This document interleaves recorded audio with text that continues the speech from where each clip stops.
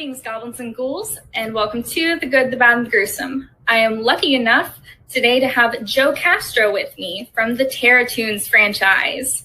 So, say hi, Joe. Hi, everybody. Hi, Samantha. How you doing? Doing pretty well. So, I was wondering, how did you get started in Terror Toons? Were you one of the creators, or did you just were you invited into the project? I see. That's a very good question. Well, the Terror Toons concept and idea came about one day when a friend of mine and I were traveling to a movie set together, and we were going to make special effects for somebody else's movie. And we were in the car, and there was this evil cartoon cat sticker, bumper sticker on the back of someone's car. And, you know, we were like listening to like disco music, I think, you know, my music, and we were just having a good old time, you know, two special effects artists going to set to get ready to do some bloody stuff.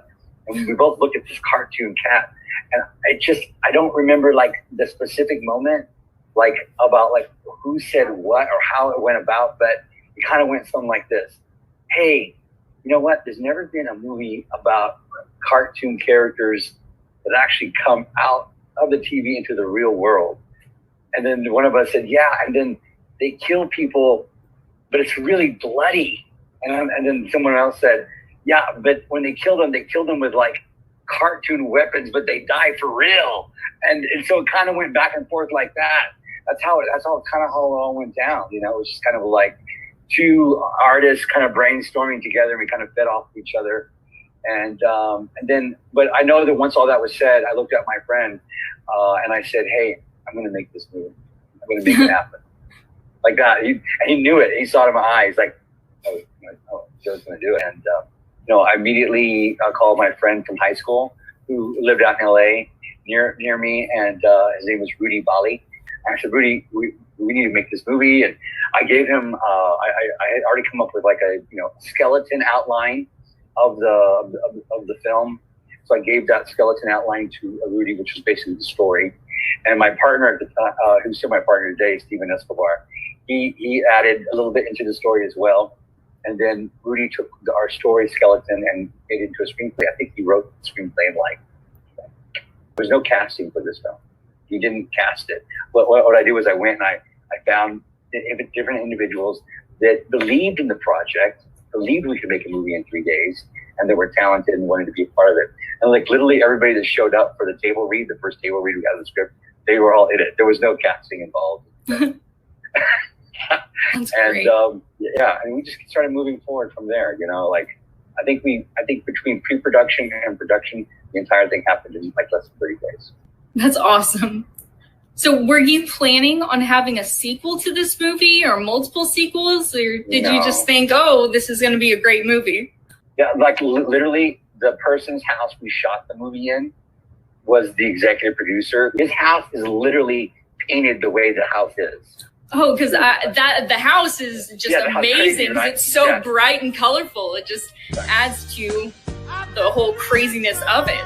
That's awesome. Right. A young girl, her name was Marcy Blagsden, and she was hired by the executive producer to paint his house. So she would go from room to room, and she'd be like, I want this room to look like a fiery hallway, and I wanted the kitchen to look like it was all with puffy white clouds.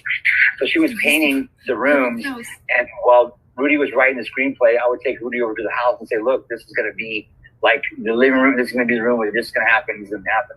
So he was kind of writing it, and we were all kind of in cahoots with each other and knew what was going on. And, you know, I forget what I was going with that. Oh, but so it was all kind of coming together all at once. And, you know, and then when it came down to the cartoon characters, when I came up with the idea, I don't know where I got the names from, but I just came up with Max Assassin and Dr. Carnage. And a friend of ours from Texas, Isaac Garza, who's a director of photography, we flew him out to LA, and he was there for like a week, you know, a couple of days before we started shooting.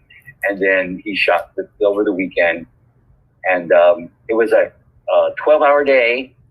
It was a Friday. And Saturday was a 23-hour day. And then Sunday was a 25-hour day. Wow. So we shot for 25 hours. And like by the end of the last day, and Yeah, the cast was just all plopped all over the house. They were all falling asleep. I was like, "You're up next. Come on, get in the shot. Okay, you're gonna do this here." And it was a lot of fun. But no, we had no idea we were gonna make sequels to it. And it was I think we only spent $2,300. Yeah, that's what I read, was 2,300. Yeah, I don't know how accurate this is, but you know, I asked for 2,500. I'm like, we only spent 23. And under budget. That's always a good thing. It was all in pre-production and planning. That's how we were able to accomplish it. Well, you're a special effects artist, and you did special effects for this movie, or for all of them, right? How did you create those masks for Dr. Carnage and Max Assassin? My friend at the time, his name is Mark Villalobos. He sculpted and painted those masks, and but the characters are designed based on the ideas and the design of my partner Steven and I, and like the characters that I created from. You don't mind, like, what material are they made out of? Because I have just sat there and wondered, how did they make these? I want to make it. It's a very basic formula that a lot of effects artists use out in LA. It's basically slip rubber latex skin inside of a plaster mold, and then it's backed with a polyfoam filler, so it's kind of a light foam. And what it does is it's flexible foam, and you can carve out the inside, so that way it always holds its shape, and it's not like a rubber mask where if you put it on, it could buckle into one side, or rubber masks don't always fit correctly. But if you fill it with a lining of polyurethane foam, it always holds its correct volume or its correct shape. The art style of it all is just incredible, and I love the way that you mix CGI and actual special effects. So my next question was, when you make these actual special effects, the animated ones, are you pre-planning to put CGI in there? Or is it just once you're editing, you're like, oh, that would look good? For example, whenever he gets cooties and he has the bubble pulsing on his neck. Right. Yeah, I'd never used After Effects, basic motion graphics, or any sort of animation into. So all that stuff was very new. But when we got to part 2, I had already had an idea and a concept of how I could accomplish something. So it was more planned out. And then the third one, when I got to the third one, it was supposed to be an anthology film. And we actually shot a large portion of 3 and 4 together. And I had so much footage that I had to just make 3. And then I set aside a whole bunch of footage for part 4. Oh, okay. And, so it's mostly done already. That's great. 60% of part 4 has already been completed. And so we're getting ready to shoot the last 40% of it. But then throughout the film is also an anthology film. Max Assassin and Dr. Carnage are going to come back in part 4, and there'll be a whole bunch of new characters. I even have there's how at the beginning of Pixar movies, how they have that little short. Yeah. We even have one of those at the beginning of part 4. Oh, cool! Like a Terror Toons 1.5, that little short that y'all did. This one is done in a very unique style of animation and motion graphics. Very cool. And so I'm very, very proud of it. Yeah, it's called Attack of the Killer Bees. Ooh, that's a little short at the beginning of it. So I'm very excited for everybody to see that. And and Brink Stevens makes her directorial debut. I have a female director who's involved in the film. And she wrote the part of the movie that she's in, and she stars in it as well. And she brought a whole bunch of her friends along to act in the film. Movie stars like Linnea Quigley and Debbie Rochon and Billy Butler from the color remake of Night of the Living Dead. He was also in Texas Chainsaw Massacre 3, and on and on and on. And I'm really, really proud of that film. So is there some more you want to give us about what to expect in Terror Toons 4? Do you just want to keep it a secret? Because where it leaves off, it seems like the cartoon world is about to take hold of the real world. I see in part 3, yes. Well, part 4 is not going to be a direct sequel to part 3. Okay. It won't be a direct sequel to part 3. We're going to go off on a whole new kind of tangent with, I want it to be a much darker film. And I want it to be the third one was already so dark. This one's going to be much darker and more like an actual horror movie. Suffering and pain and with bright colors. That's great. Yeah. I love how you do that. There's so much gore and it's so savage, but it's so bright and colorful and it pops. Yep. And also it's silly, like the massive boob. I was rolling. Oh my gosh. I was like, I would never expect to see this. I haven't seen anything like this. Where do y'all get these crazy ideas? Do y'all just sit around and talk about what the craziest thing y'all could add is? Terror Toons 3 has some anthology kind of themes going on it, where there's a story inside of a story. But all that, the hospital stuff and all those hospital special effects. So it took us about 14 days of principal photography to shoot part 3.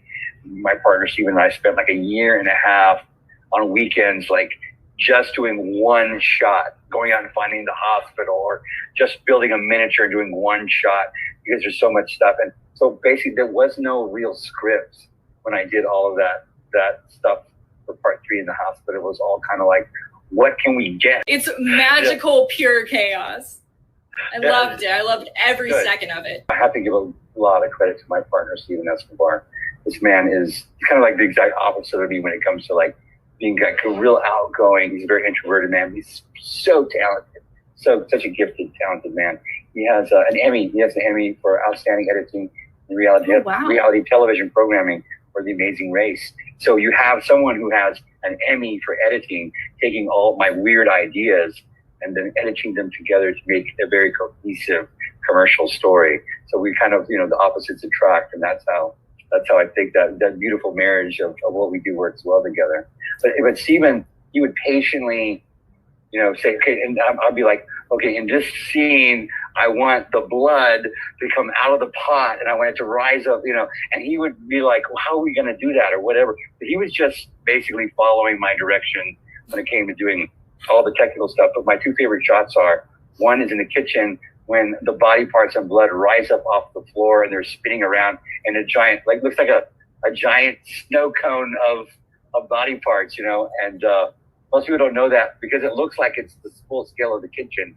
I made like a miniature thing of Barbie doll body parts on. Oh my gosh! And they were just glued to a thing of yarn, twisted together like this. I put it on a Makita drill bit in front of the camera, and I went, oh my gosh! So when you go watch, you just realize, because it looks giant, it looks like it fills the whole kitchen. I have to rewatch that. Yeah. And so what I'll do is, to make the miniature, make something not look smaller, shoot the background in focus, and then I'll shoot the same shot again, and I'll shoot it in focus, so it looks like, it has the same. So all this stuff was planned. I was thinking it would take me like a week or two to think about the next shot and how we could accomplish it. And that's why it took like a year and a half to shoot all that stuff, go through all those little technical details. Yeah. Well, it turned out great. Thank you. Is there anything else you would like to say before we close out? You can reach me at facebook.com/joe.castro. If you want to make a movie, please reach out to me, send me a message, send me a friend request, and let's make a movie. You can also reach me on Instagram at Joe_Castro_. Thank you, Samantha, for taking time to talk with me today and for taking interest in our little movies. And be safe out there. All right. Thank you so much. Bye.